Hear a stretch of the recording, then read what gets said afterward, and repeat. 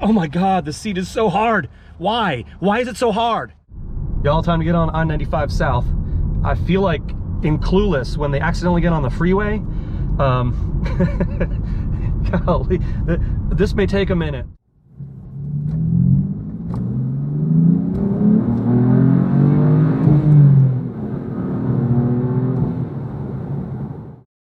Oh, hey y'all, welcome back to Doug's Cars. Today, I am showing y'all this brand new 2023 Honda HR-V. Really interesting bluish gray color. It is the all-wheel drive sport model, which is basically as top of line as you can get. This is the smallest and most inexpensive. You can see that's the only that sticker. It's got all-wheel drive, the only way you know. And it is HR-V. I know in some other markets they call this a ZR-V, but they don't here in North America. See, it's got the black wheels. It's got some accessories here, so you can no sunroof. That's interesting. But this is, again, this is the smallest and cheapest SUV that Honda sells in the North American market. It's got 158 horsepower under that hood. You know, a lot of people find this vehicle somewhat polarizing in looks, but you know, I actually really like it. As with most front-wheel drive based vehicles, there's too much up here and not enough here, but that's just the way vehicles are these days with the transverse front engine. And there's enough back here. It's not like cut off. I actually think this is a pretty good looking vehicle. Wouldn't necessarily call it cute, but as I walk around, I like it more and more. It does have the body cladding to make it look more off-roady and all that, but it's not. It's definitely just a crossover. So let's take a look at this in depth, and I'm going to show you the interior. We'll take out the cargo space, back seat, under the hood, and then we'll go for a drive. Open the hatch here, and you can see it's actually the owner has left all kinds of stuff in here. This is nurse to travel, so all those things are for work, and obviously they fit in here pretty well. Regular hatch, you close it yourself, no help. I will say, I drove this vehicle here and I rode in it the other day, and normally I don't like to do that. I like to have my initial like impression when I hop in, but these are the most uncomfortable seats. I mean, they are. I'm pushing down with significant force. There's no padding. You can see this car has only got a couple thousand miles on it, and she's already gone out and bought this pad. I don't know why. There's literally no cushioning whatsoever. Pardon my extra batteries there for my camera. Y'all, these seats are the Achilles heel of this car, because I like it. I mean, it's got the vent all the way across like the Civic has. It doesn't actually function as a vent. I like the color. I think it looks fairly interesting and different from a lot of the vehicles that are out there. But wow, these seats are hard. These seats are hard. Okay, now that we've determined that the seats are hard, let's take a look in the interior here. We've got a smallish screen. It's actually only about this big. You can see there's one real gauge, and then the other's a screen, which is fine. When you turn it on, that lights up and everything. You know, the seat fabric is interesting. It's kind of molded pattern, but you do have the contrasting orangish stitching. Center console thing with a little bit of storage. There's a storage down here as well. You can actually slide through from the other side.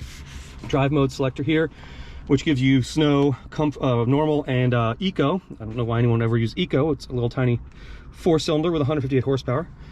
Brake hold and parking brake, so that's nice that it has the brake hold feature. It does have one zone climate control. Turn this on. Okay, turn that down. So even though there's space for it, there's no way to actually put your temperature on this side. I mean, it doesn't really matter, but you can see it's kind of neat how they do the fan speed there. And then it's got heated front seats, nothing cooled, of course. And you can see the screen is not terribly large, but it's totally acceptable for this price point of this vehicle. And actually, it's a fairly pleasant place. This is semi-soft touch here. That's hard plastic there, but you've got a nice cushiony armrest here. That's more harder plastic. The dash has soft touch. This is all soft touch here, where you put your arm, where you touch things, where the shift knob is. And you do have a leather wrapped steering wheel. I drove a 2023 Ford Maverick pickup just this morning for another video, which you can check out. I'll link to. And it's an XLT model, does not have a leather steering wheel. So that's nice to have that. And it's even, you know, matches the stitching that you see on the door cards and on the seat. Well, underneath this this necessary seat cushion. My butt hurts. I've been sitting in here for 1 minute and 57 seconds according to my camera, and I just don't get it. This is a pretty neat little car, especially at like under 30 grand. Maybe charge 200 bucks more and put some foam in the seats. I mean, that's what, $1 on your payment or something? I don't know. But there's no sunroof in this model, but it does have some cool touch sensitive lighting. And then there's the back seat. Let me see if I can fold my 6'3" into the back. This could be fun. All right, here we go. I think I'll be okay. Yeah, especially sitting behind where I was. I was not cramped in the passenger seat. I don't have a ton of room here, but I could sit back here. This seat has actually got more cushion than the front, which is interesting. There is no center armrest. However, unlike in that Maverick, which is unfortunate, you do have your oh shoot handles up here. Again, the soft touch and the stitching continues on the doors. And you can see the seatbelt actually touches cloth here, so it doesn't rattle against that hard plastic. That's a neat touch. Seat pocket only behind the passenger seat. No rear AC vents of anything to speak of like that. But again, yeah, getting a certain price point for this vehicle. And I think they've done a pretty nice job. Hondas are usually really good cars. And I do like the design of this. I know it's been polarizing on the internet tubes, but I think it looks pretty good. I think it looks better than a lot of vehicles out there. I don't like Toyota grills at all. I don't like Lexus grills at all. And I don't like BMW grills at all. They all make small SUVs about this size. This one's much better looking to me. And I particularly do like this color. I'm glad that my friend purchased it in this color because it's my favorite of this range, which just came out for 2013. That was like last year, right? It's been sold in other markets with the same name, but this model in North America is first time here. And I think they've done a pretty good job. The pricing structure is decent, and they just need to, you know, I mean, come on. You shouldn't have to put a seat cushion on a brand new car. I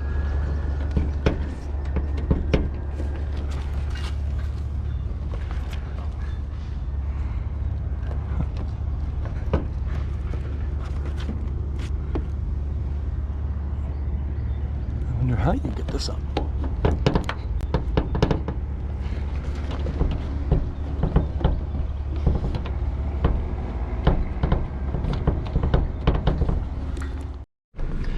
I actually have to pull out the owner's manual because I cannot find how to open the daggum hood in this thing. That's crazy how thick it is. Wow. Hill descent, Honda, Honda, Honda. Where's hood release? Why is there no hood release? Do they not want you to open the hood in this thing? I'm trying to make a YouTube video here. Come on. All right, I found it. Opening the hood. Push the hood latch lever. Done. Remove the support rod. That's... Oh, it's on the side? Okay. I'll give this another try. By the way, the owner's manual actually does fit in the glove box, which is a nice touch. I legitimately cannot find anything in there that looks like the picture in the book for a hood release. What the hell? Legitimately. There's some kind of like rubber thing here that looks like part of an intake. There's nothing in front. There's nothing on the side. There's absolutely nothing else to grab. I can see in there that white thing is the prop rod. I have a feeling that we're not gonna see the engine in this. They don't want us to see the engine. It's 158 horsepower 4-cylinder, so maybe that's why. I apologize. It's not where it is in the book. All right, let's hop in this thing and take it for a ride. We're on some cobblestones here in a city park, overlooking various and sundry buildings, and a dude who's having way more fun than I am with that thing. Let's see how this off-roader handles these cobbles.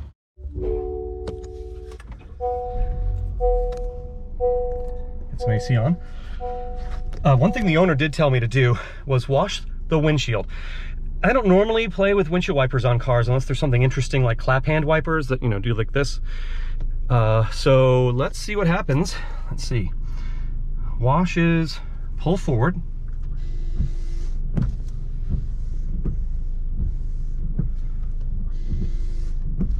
Looks like Oh, they're okay.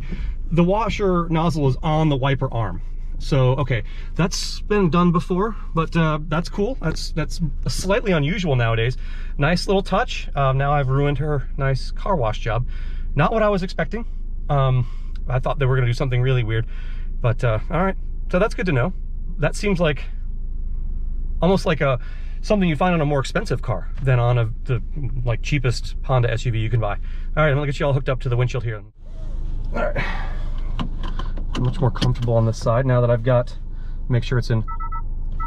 That's the noise it makes when you change driving modes. I feel like Doug DeMuro making music. All right, it's in normal. There's no sport mode.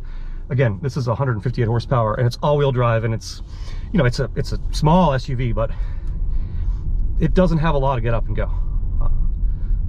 You know, the ride over these cobbles is pretty nice. Again, I'm sitting on a 1/4 inch of foam on basically a church pew, so I don't, you know, car seats really shouldn't be as soft as the ones in my Lincoln Town Car. They actually hurt after a long time because you don't have any support. This doesn't feel like it has any lumbar support at all. I do have side bolsters, but I don't know if I could do a long trip in this car. Just from the few minutes I've been sitting here. The interior looks very nice. And the exterior is good looking and all that too. I don't know if I would buy this car because of the seat. My father had the Subaru Outback first came out in the mid-90s. I think it was 95, 94, 95. He had one, just the Legacy, not the Outback, but same thing. And we thought those seats were hard at the time. They are not anywhere near as, I don't remember them being anywhere near as hard as these seats. I'll be quiet about the seats now, but please, if you're looking at this video thinking this might be a car for you, and it has a lot of great attributes, I actually really like this car, check out the seats and make sure you can suffer through them. I don't know, maybe if you have more padding back there than I do, then, you know, it'll be fine. But they are hard. And maybe they'll be long, you know, supportive over a long trip. I've only ridden in this car for a few minutes. So, you know, take what you get with that. Now, I have a stop sign. I'm in a city street situation. That's like 3/4 throttle and we just got to 20 miles an hour. So don't buy this car for acceleration. And, you know, I would obviously get the all-wheel drive version as well. I don't know what the point is to get one of these without it, but that probably doesn't help the acceleration when you're dealing with such a small power plant. Lexus LS400 from the first gen. Car spotting with Doug. I'm just driving through this, you know, cute little quaint neighborhood here, near where the owner lives actually, to get to the highway, because I do want to take this on the interstate. I always try to get to highway speed when I do these drives, if at all possible. So on that note, I'm going to continue along here on this road that takes us to the interstate, and you can rejoin me in a couple of minutes when we get there. Y'all, time to get on I-95 South. I feel like in Clueless when they accidentally get on the freeway. Golly, this may take a minute to get up to speed, and everyone's going like 70. So there goes nothing. Those little hamsters are really ooey. 50, 55. All right, it's a CVT, so it just makes and then you're there. Well, we made it. That's good. Oh wow, yeah. You need to. There's no downshifting because it's a CVT. So, I mean, you've got to really step on it to get going. It's nice and quiet once you're at speed, though, unless it, you know, has to accelerate. There's not a lot of. I'm going over an old bridge with expansion joints, and you know, you feel them, especially because the seats are hard. But please don't make that a drinking game. I cannot be responsible for anybody being hospitalized for alcohol poisoning. This is a comfortable ride, and it's quieter than the Ford Maverick I just drove, in a similar price range. The engine is quieter as well, again, except for when you need to step on it. You definitely get that muted rumble. Obviously, I don't have the radio on, and I normally would. I can't for doing this. You know, you probably want to hear music instead of me anyway. But that was a nice little. Again, once you get up to speed, as long as you're aware of the fact that those little tiny hamsters are really struggling down there, you know, I picked that on-ramp on purpose. It's a real hairpin, and then you're immediately on I-95, and everyone's just moving. So that actually turned out to be, you know, a pretty nice little test. And I mean, I really like this car. I'm trying hard to come up with any other reason other than the seats to not like it. I mean, yes, it's probably underpowered. Maybe they'll have an SI model. That would be awesome. The stick shift, count me in. I'll just have to find out where she got this seat cushion from, and, you know, hop on JC Whitney and order it or something. It's a pleasant place to be in here. It really is. It's nicely sound deadened.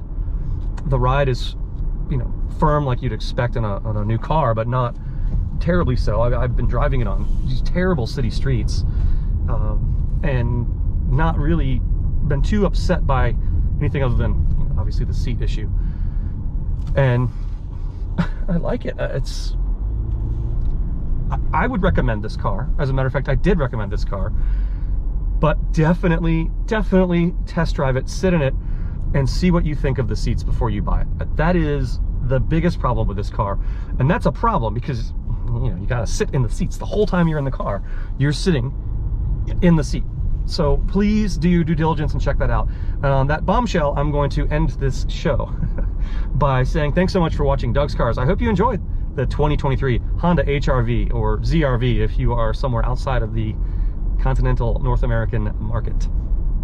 Please hit subscribe if you've not already done so. Like this, comment. I used to get like emails for all my comments, and I don't anymore.